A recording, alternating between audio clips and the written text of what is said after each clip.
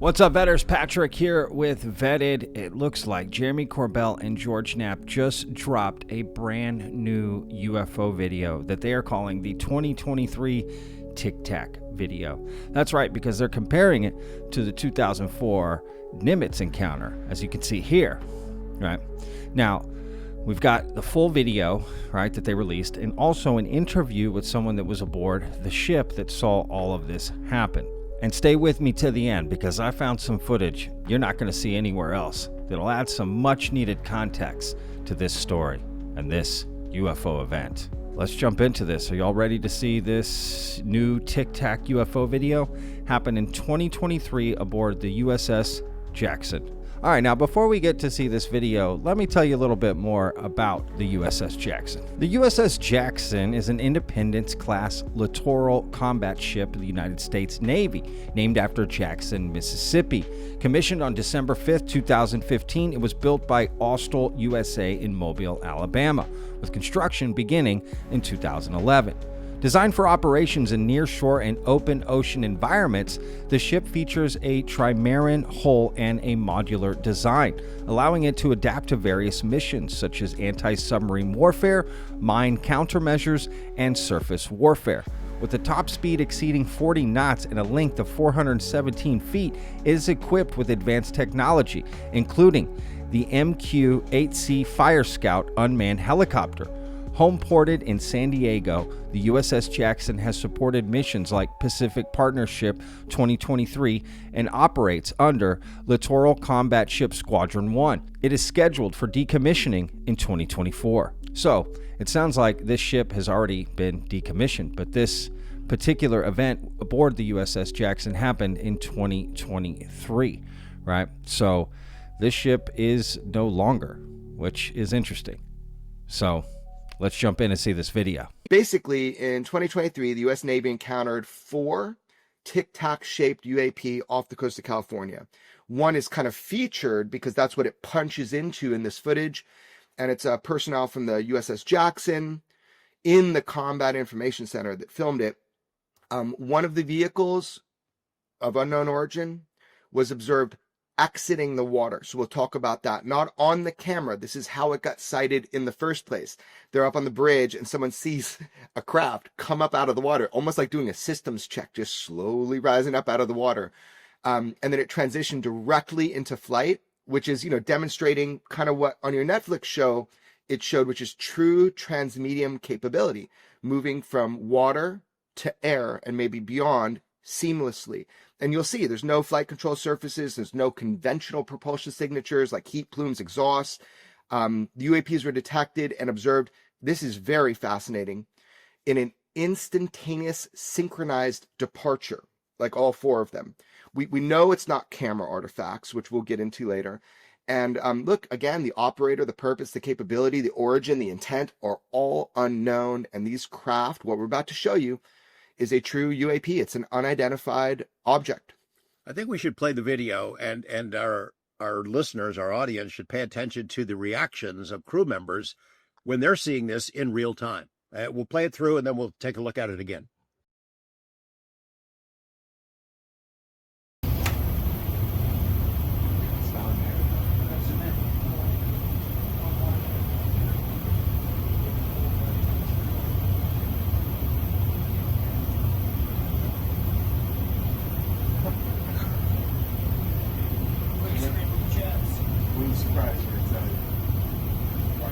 You call it the VVSS team. Yeah, like 22,000 feet.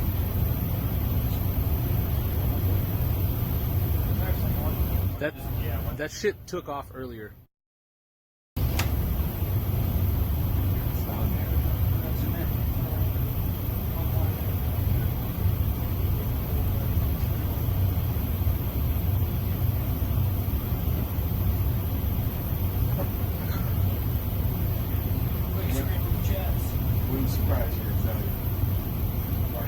You call it the VVSS team.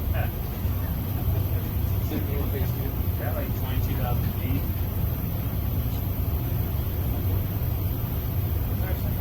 That shit took off earlier. Now, again, make sure to stay to the end because I do have some footage you're going to want to see that was taken on board the USS Jackson that will add much needed context to this whole story. You'll see what I mean. But before we get to that, I mentioned at the beginning of the video that in this Weaponized episode with George Knapp and Jeremy Corbell, link in the description to go see the full video because they add even more context in that. I highly recommend going to watch that. They include a interview with one of the crew members who witnessed this and was on board the USS Jackson the night this happened. The following is a witness interview of the USS Jackson UAP encounter. We only see lights because it's at nighttime. It's always at nighttime. But to see the lights emerging from water. So I go out to the bridge wing. I'm noticing things and lights on the horizon and like city lights or any other ships that are out there. So seeing a light that is lifting up, you can see it. I know the difference between a light on the horizon coming up and a light coming out of the water. When you've been on the water more in your life than you haven't been, you know the difference. This thing was coming up. I wasn't shocked that I was seeing it. I was shocked I was sharing the experience. Us looking at the same exact display of Sapphire, but when we start talking about all of the objects, all four objects, and what we witnessed was all four of them, all in synchronous, jetting off into the abyss. All four, all timed together, and all left. And we were like, holy shit. They were all, maybe the second they left, maybe 3-4 seconds pass, I run to my station and I look at my radar and they're all gone. They're all off radar. And I was like, that's it. They all zoomed off. But it's clear that they're in communication with one another and synchronized, like 3, 2, 1 countdown, let's all go type thing, unless there's some level of like one entity is controlling all four and then they all leave at the same time. But yeah, they all left exactly at the same time. Now, I could have just shown this video and this interview, right, that Weaponized released, right, Jeremy Corbell and George Knapp, and they've released many videos over the years and photos, right? But this one in particular, I decided to do a little more digging. And what I found was quite interesting because I found some footage taken aboard the USS Jackson.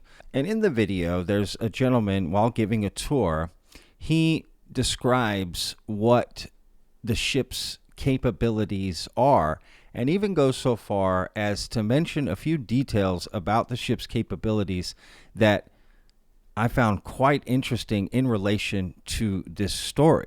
So let me play it for you and then we'll come back around on the other end so I can explain a little bit of the context. But pay attention to what he's saying about the capabilities because it might give us some more insight about this event. All right, good morning. I am Fire Controlman First Class Petty Officer Bright, stationed on board USS Jackson. So we have an integrated ship and combat information center.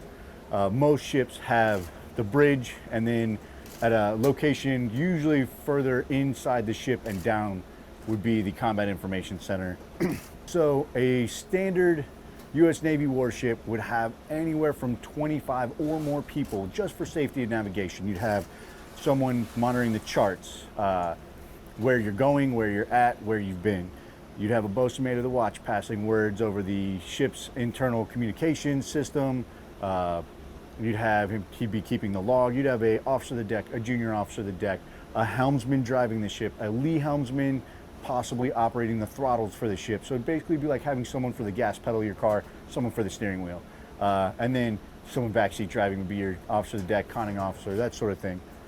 Traditionally underway, your officer of the deck would make a course change. So he would tell the junior officer of the deck, change the ship, course 038. Repeat back, 038I. Then he would tell the conning officer, move the ship to course 038, 038I. Go back and forth, all the way down to the helmsman. The helmsman would actually make the course change and then repeat all of that back up, saying that they've steadied up on course. Here, we use a lot of autopilot, which is very good. Currently, our inbound transit down the river is being done by autopilot. So we lay the chart, we have the chart out electronically. We lay the track. The ship will follow the track within parameters that we give it. No turns greater than this. No speed changes greater than this. And it will do all of that. We've gotten underway from our home port in San Diego, pulled away from the pier, hit start on the autopilot, and it took us all the way. And San Diego is notorious for pleasure craft, people just enjoying the weather. I personally like your guys' weather, but so to avoid that, that's the only time they take control, move out of the way of danger if necessary, and then as soon as they relinquish control, it goes straight back onto autopilot. So we will be going up here shortly. We only have 2 people on watch doing all of that, and it's just our officer of the deck and junior officer of the deck. And you're saying it's usually what, about 10 usually 15 or more, because then you also have the aft lookouts, you have the port and starboard lookouts, and they're just there to monitor what might be around, listen for foghorns, stuff like that, and that's not even including at low visibility. Low visibility, you'll increase those numbers. We have microphones around the outside of the ship so they can hear 360 degrees around the ship, and we have cameras all over the ship to see astern of us, port, starboard, various angles, including in our engine rooms, mission bay, helo hangar, flight deck, so we don't have to have people in all those places where traditionally you would have. So that allows us to have fewer people on board. So why did I include that clip? Did you hear what I heard? Because this is what I take away from it. Okay, so one, he talks about how they have less crew members than a normal ship would because they rely on their equipment and systems more than anything, right? Now, why is this interesting? Well, this UFO event, the Tic-Tac 2023 video, right, is relying heavily on the equipment where normally they might have people out on the boat that would have seen this, right, with their own eyes. And now that did happen, but then it moves to the control room and they got this video, right? But they would have had way more people see this than what they saw. And also he talks about these microphones, right, that are all over the ship and cameras and everything. So it makes me think there's actually more video footage like Jeremy Corbell actually implies in Weaponized, right? But there also may be some audio of this event, right? And I just think there's even more data, right? Because this ship is stacked with equipment and systems to basically help them, right? Less men rely on these capabilities. So I think there is even more data about this event that could come out.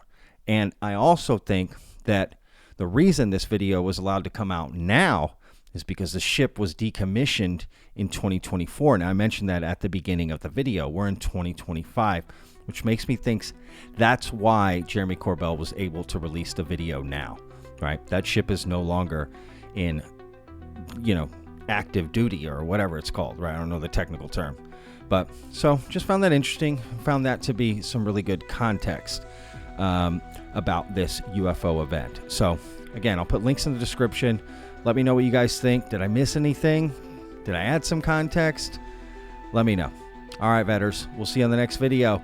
Remember, every day's a gift, y'all. Peace.